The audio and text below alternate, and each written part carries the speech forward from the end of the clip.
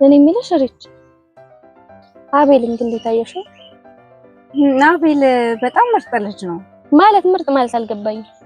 አለ አይደል ሳቂታነቱ፣ ግርማ ሞገሱ እና ውዳሴ በጣም አበዛሽበት። ይሄ እኮ ውዳሴ አይደለም ሲያንስበት ነው ለአቤል። ገና ምን ባረኩለት።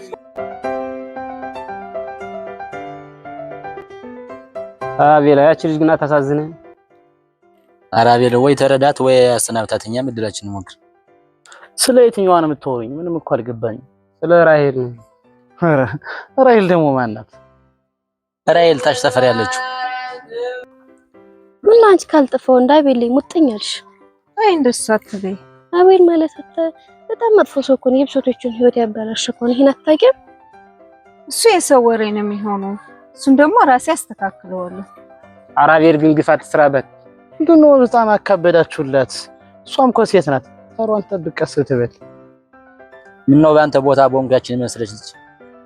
ኧረ እኔ በሆነ ያችን የመሰለሽ ቆንጆ ልጅ አልገፋትም ነበር። ያ እናንተ ምንድነው እንደ ወንድ ቆስጠን በሉ እንጂ ምንድነው ሴት እኮ ናት። የተለየ ቃላት ይመስል እንዲህ ያላችሁላት። እሷም ሴት ናት እንደሌሎች ተሯን ጠብቅ። የራሄል ግፍ ግን የት እንደሚያደርስ እናያለን። አንተ ፍታ በቃ። ምንድነው እንደዚህ መሆን? ባልፈታስ ምን ታመጣለህ?